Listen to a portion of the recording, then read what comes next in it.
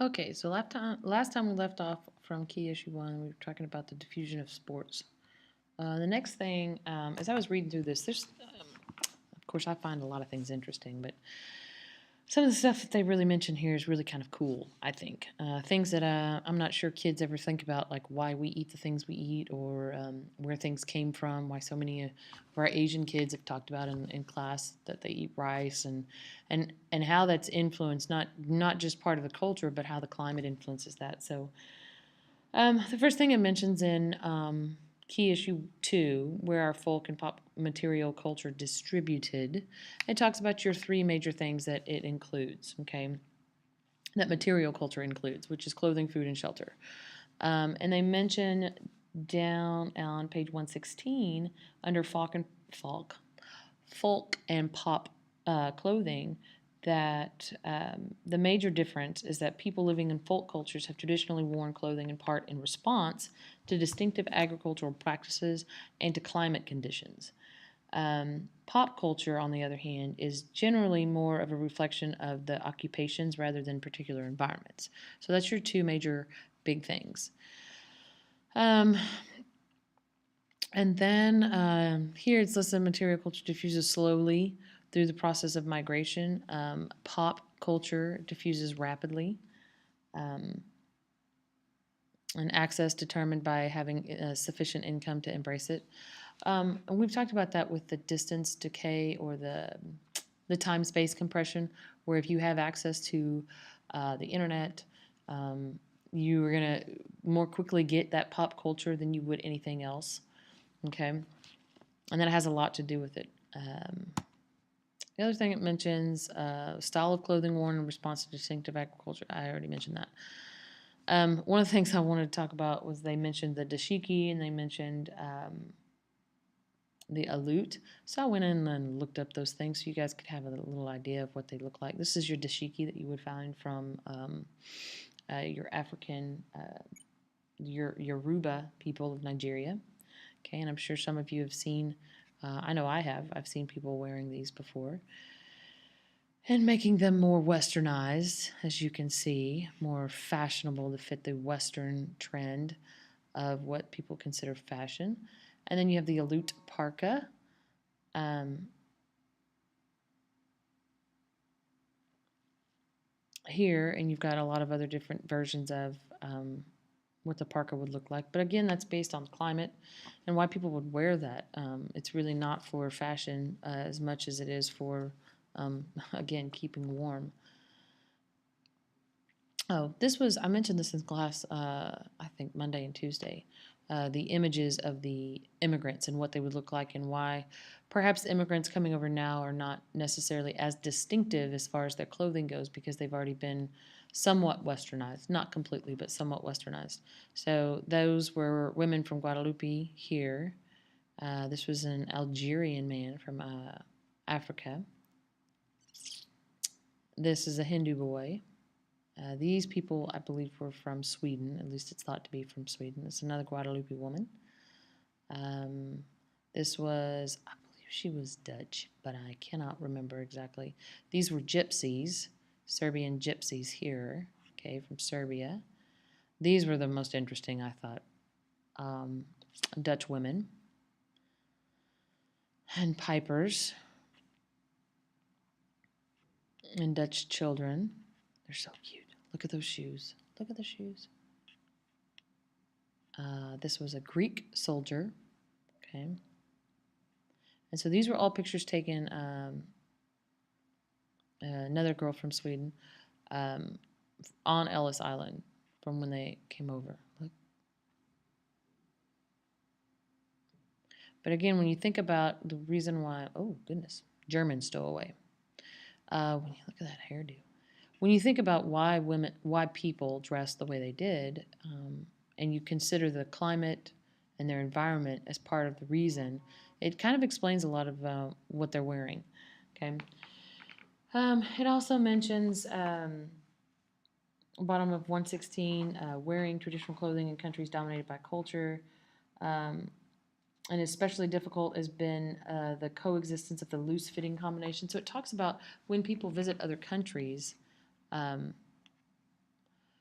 and the loose-fitting clothing by some worn in North Africa and Southwest Asia,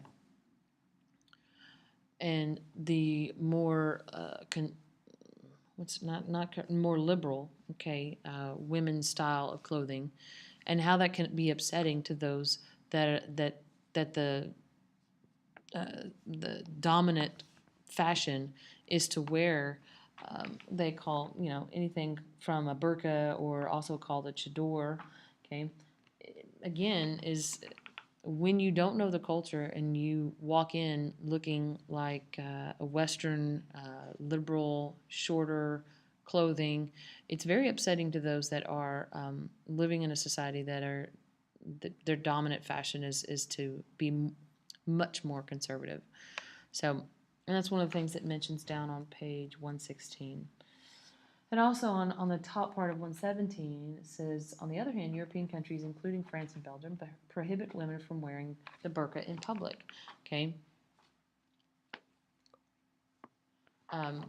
They consider it making women a second-class citizen. And so that's one of the reasons why France outlaws it, which is upsetting to some that want to continue their culture of wearing the burqa. And then it goes on and talks about the rapid diffusion of pop culture and pop clothing, occupation, income.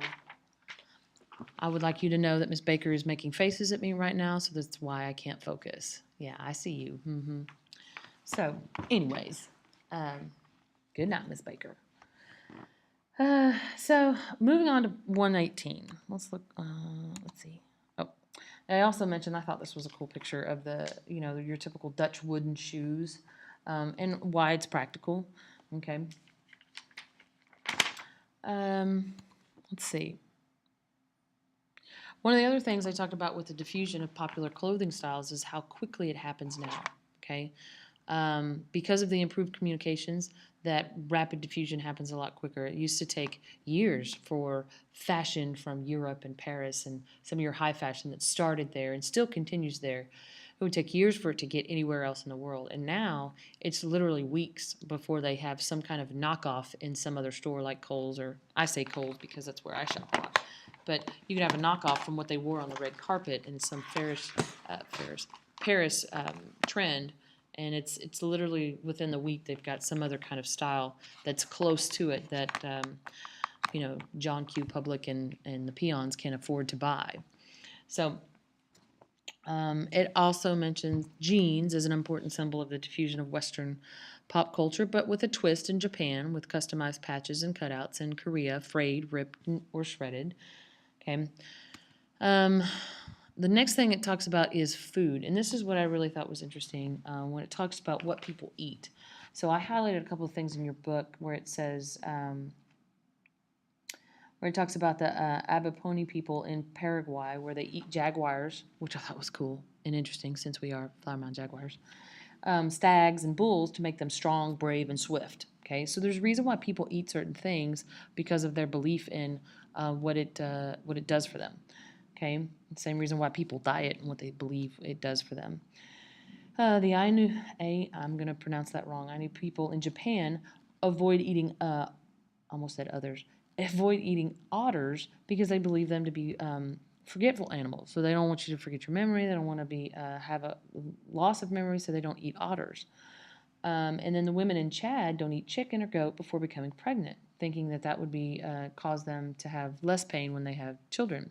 One of the other things I thought about here, and I wrote down in my book, was some of the other, we could call it superstitions if you want, or cultural things to think about. But one of the things that I knew about was the albino people and someone had asked me if Tanzania was a safe place. I can't remember who it was in class today. And it is, but not if you're an albino. This is, it says, this little girl, little boy, was, if you are an albino in Africa, and I believe they said 1 in 15,000 is an albino child in Tanzania. They're believed to be very good for you as far as superstitious-wise, I believe, to ward off evil, those kind of things. And so they come, and And it says here, in traditional African communities, albino individuals are a precious commodity. Thought to have magical powers, their body parts can be sold for thousands of dollars on the black market, bought and sold for use in potions said to bring wealth and good luck. Okay, and they've even outlawed witch doctors. Okay, in order to curtail the attacks on albinos. But it seems to have only increased in the last so on years. I don't know when this article was written. It was written in August of this year. Okay, so it talks about how these children are, they are attacked in their body parts. And this one particular child, in this case, they were told, we're taking your arm this time, but we're coming back for your organs. It's a serious deal. So when we talk about why people do the things they do, and it's the belief in, in this case, it's the belief that their body parts are powerful and magical and so on. And so that it just made me think of that when we were talking about food. Not that they eat the body parts, but they're definitely thinking that they are part of. If they put them in a potion and drink it or whatever, that it's something that would be helpful to them.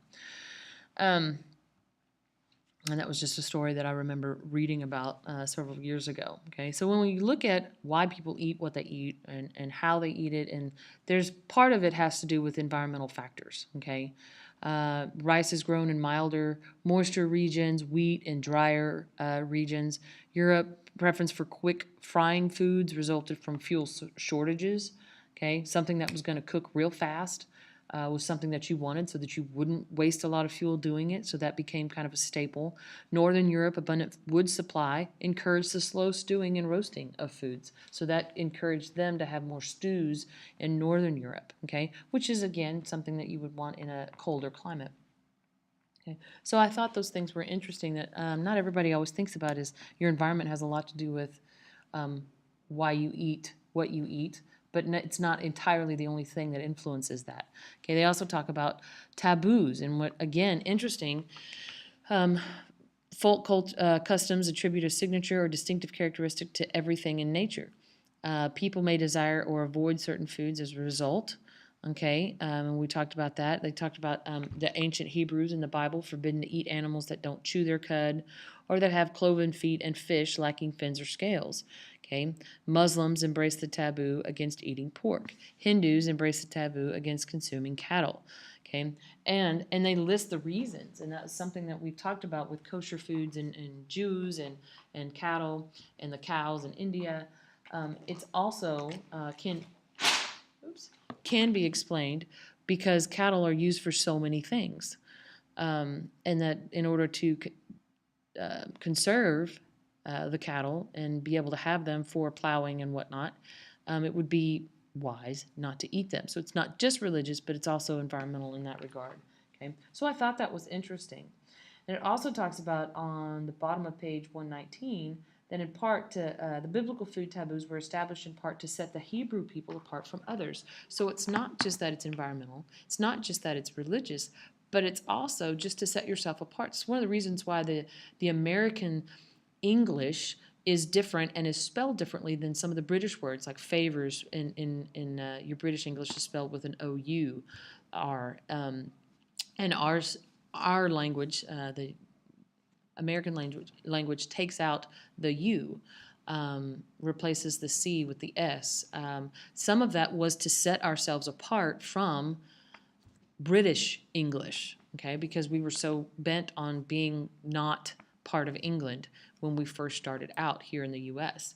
And so that's one of the things that, again, I found it interesting that I never thought about before, and probably many others haven't, is that it wasn't just all of the other factors, but the fact that you wanted to be different. And so Christians ignored some of the biblical food injunctions because they wanted to be different from the Jews. Okay. And it also mentions down at the bottom where it says to see chapter 6, okay, because we'll get into universalizing, but universalizing religion denotes that you're going to be, more converting, okay, more missionary minded, and not tied to a particular place like your ethnic religions would be Jerusalem for Jews. And so that's one of the things that with Christians being more universalizing, they would not be tied to some of the taboos that originated in your Middle East. So it also mentions,